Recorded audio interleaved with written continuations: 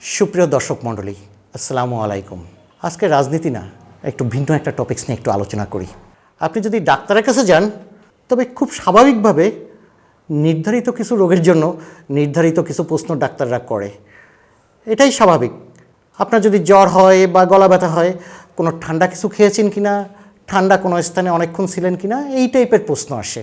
কিন্তু সেখানে যদি ডাক্তারবাবু আপনাকে জিজ্ঞেস করেন আপনি আস্তিক না নাস্তিক, চার্চে বা মসজিদে বা সিনাগগে গেছেন, ধ্যান করার অভ্যাস আছে, এইসব প্রশ্ন খুব স্বাভাবিকভাবেই আপনি কিছুটা নার্ভাস হয়ে যাবেন, হতচকিত হয়ে যাবেন।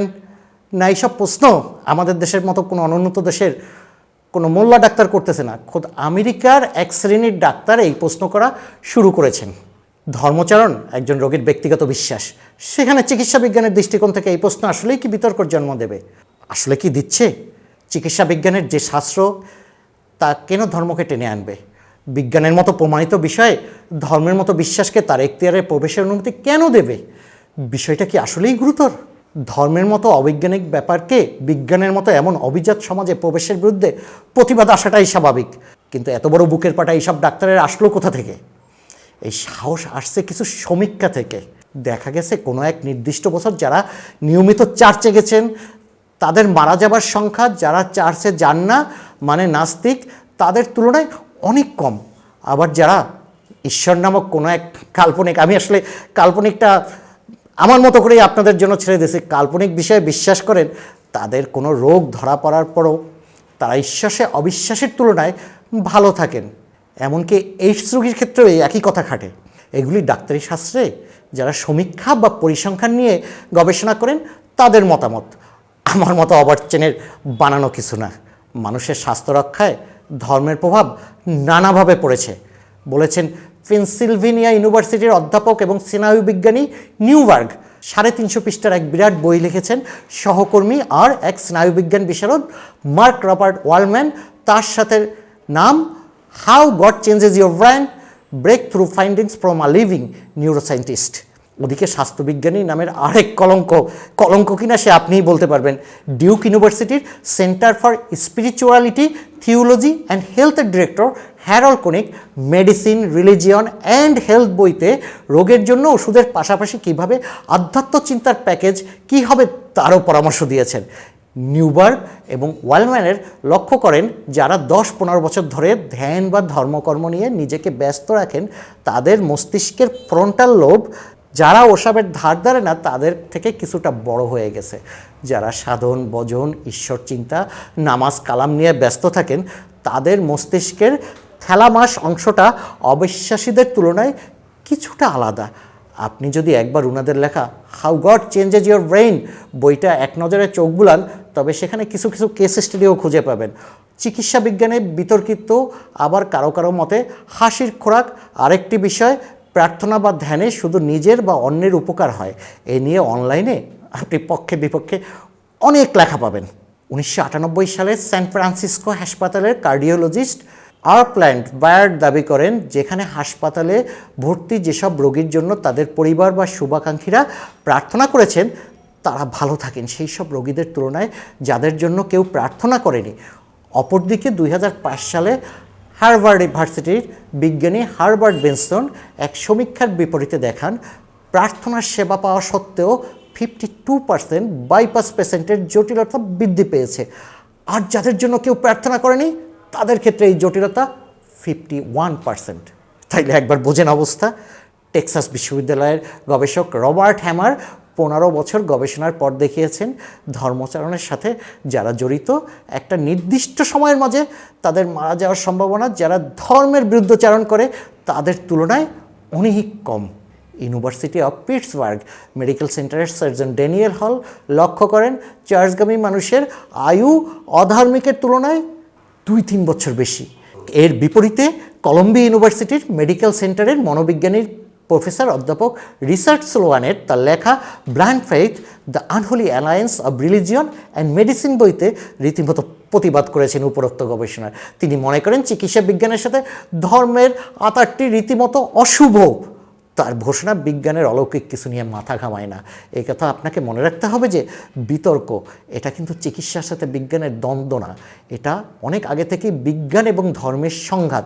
মানুষের চিন্তা জগৎ এক সুপ্রাচীন ব্যাপার।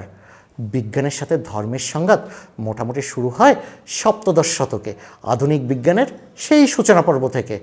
সপ্তদশ শতকের আগে অল্প কিছু বিচ্ছিন্ন ঘটনা বাদ দিলে বিজ্ঞান এবং ধর্ম কিন্তু সহাবস্থানে ছিল। নতুন বিজ্ঞানের জন্ম যাদের হাতে, তারা বিশ্বাস করতেন প্রকৃত পর্যবেক্ষণের মাধ্যমে তারা স্রষ্টার সৃষ্টিকে অবলোকন করেছেন। এর শ্রেষ্ঠ উদাহরণ Isaac Newton, sir Isaac Newton, যিনি বুঝতে পেরেছিলেন এক গ্রু সত্য, যে নিয়মে আপেল গাছ থেকে পড়ে সেই একই নিয়মে চাঁদ পৃথিবীর চারিদিকে ঘোরে, অর্থাৎ স্বর্গ মর্ত একই নিয়মে অনুশাসন। কিন্তু ওই যে আকর্ষণ বল যা গাছের আপেলের উপর কিংবা চাঁদের উপর, তার ব্যাখ্যা আপনি কিভাবে দেবেন? কোনো আকর্ষণ বেঁধে রেখেছে এই মহাবিশ্বকে? আকর্ষণ ভিন্ন, কে কোথায় ছিটকে চলে যেত তার ঠিক ছিল না। সব কিছু যাতে থাকে যথাযথ স্থানে, তার জন্যই আকর্ষণ বল। তাই সৃষ্টিকর্তার বিধান হিসাবে হাজির এই আকর্ষণ বল। 2000 বছর আগে প্লেটোও একই মত দ্বারা পরিচালিত হতেন। তাদের আবিষ্কারের এই ব্যাখ্যার শেষ কথা ঈশ্বরের অভিপ্রায় এরকম, তাই এভাবে চলেছে। তারা শুধু ব্যাপারটা অবলোকন করেছে। আচ্ছা, একে কি বলবেন? ব্যাপারটা নোবেলজয়ী পদার্থবিজ্ঞানী স্টিভেন ওয়েনবার্গ দারুণ এক প্রবন্ধ আছে বিজ্ঞান এবং ধর্মের দ্বন্দ্ব নিয়ে। কিন্তু এত বিশাল ব্যাপার যে এই আলোচনায় আনলে সেক্ষেত্রে এই আলোচনা 2-4 ঘন্টায়ও শেষ হবে না, তাই সেদিকে আমি আর যাচ্ছি না। বিজ্ঞান এবং ধর্মের মাঝে কি সমন্বয় সাধন সম্ভব? এই ধারার বিজ্ঞানীদের মাঝে অনেকেই মারাত্মক ঈশ্বর বিশ্বাসী। এরা নিজেদের গবেষণা এবং ঈশ্বর বিশ্বাসে কোনো ফারাক দেখেন না। এদের যুক্তি অনুযায়ী ঈশ্বর মানুষের কাছে নিজের রহস্য উন্মোচন করেন বিজ্ঞানের মাধ্যমে। যেসব বিজ্ঞানীরা এই ধারণার বশবর্তী, দুজনের নাম উল্লেখ করি। একজন হিউম্যান জিনোম প্রজেক্টের প্রাক্তন কর্ণধার ফ্রান্সিস কলিন্স এবং ব্রিটিশ পদার্থবিদ জন পলিংকর্ন।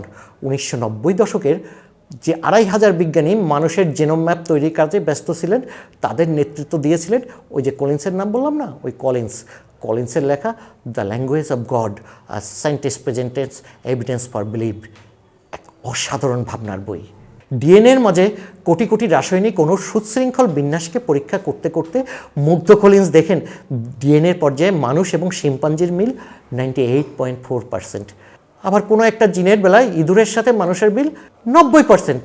এর থেকে বোঝা যায় বিবর্তন মিথ্যা না। প্রাণীর রাজ্যে ইঁদুর, শিম্পাঞ্জি বা মানুষ, সেই হিসাবে আত্মীয় কথাটা আপনার যতই অপছন্দ হোক না কেন, আসলেই বাস্তব। এখানেই কলিন্সের মতো বিজ্ঞানীর মতামত চলে আসে। তার মতে এটা বলা যায় না যে বিবর্তন প্রক্রিয়াটি ঈশ্বরের কোনো প্ল্যান না, নেহাত উদ্দেশ্যবিহীন এক প্রাকৃতিক ঘটনা। তিনি বলতে চান মানুষের আবির্ভাবের মূলে বিবর্তন কাজ করছে ঠিকই, তবে সে প্রক্রিয়া ওই যে ঈশ্বর আছে না, তার ইচ্ছায় এগিয়েছে।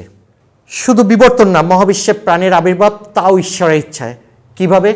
মহাবিশ্বের চরিত্র এক চুল আলাদা হলে আজকে প্রাণের দেখা আপনার মিলত না। ব্রহ্মাণ্ডের চরিত্র নির্ধারণ করে যতগুলো জিনিস, তার মধ্যে একটা হলো গ্র্যাভিটেশনাল কনস্ট্যান্ট বা মহাকর্ষীয় ধ্রুবক। এই মহাকর্ষীয় ধ্রুবক একটি সংখ্যা যা ঠিক করে দুটো বস্তুর মধ্যে আকর্ষণ বলের পরিমাণ। গবেষকরা হিসাব করে দেখিয়েছেন ওই গ্র্যাভিটেশনাল কনস্ট্যান্ট বা মহাকর্ষীয় ধ্রুবক যদি 1,00,000 কোটি ভাগের 1 ভাগ বেশি হতো, এখানকার থেকে মহাকর্ষ বল এত বেশি হতো যে বিগ ব্যাংয়ের পরে আস্তে আস্তে গ্যালাক্সি, গ্রহ, নক্ষত্র তৈরির বদলে সব কিছু আবার দলা পাকিয়ে যেত। তাহলে কোথায় থাকতো এই মিল্কি ওয়ে? কোথায় থাকতো সৌরমণ্ডল? কোথায় থাকতো পৃথিবী? আর তার মাঝে হেঁটে বেড়ানো এই যে আমি, আপনি, আমাদের মতো প্রাণী। কলিন্স মনে করেন মহাবিশ্বে জীবের আবির্ভাব ঘটানোর জন্য এই গ্র্যাভিটেশনাল কনস্ট্যান্টের মান বেঁধে দিয়েছেন ঈশ্বর। বর্তমানে কলিন্স আমেরিকার director of national institute of health. এর করোনা ভাইরাস নিয়ে ওয়াশিংটন পোস্টে তার সাক্ষাৎকারটি একবার দেখে আসুন। এই সাক্ষাৎকারটা কিন্তু পুরোপুরি ধর্মের সাথে বিজ্ঞানের একটা মিল। এটা কিন্তু দেখলে আপনি অবাক হয়ে যাবেন। এটা কিন্তু বাংলাদেশের কোনো কাঠমোল্লা হুজুরও দেয়নি বা ধর্মীয় কোনো ডাক্তারও দেয়নি, দিয়েছেন ওই কলিন্স। কথা অনেক বেশি হয়ে যাচ্ছে, আর বাড়াবো না। ইচ্ছে ছিল পলিংহর্নকে নিয়ে আরও কিছু বলবো, কিন্তু সেটা বলতে গেলে ওই যে বললাম সময়টা আরও 2-1 ঘন্টা হয়ে যাবে, তাই ওদিকে আর না যাই।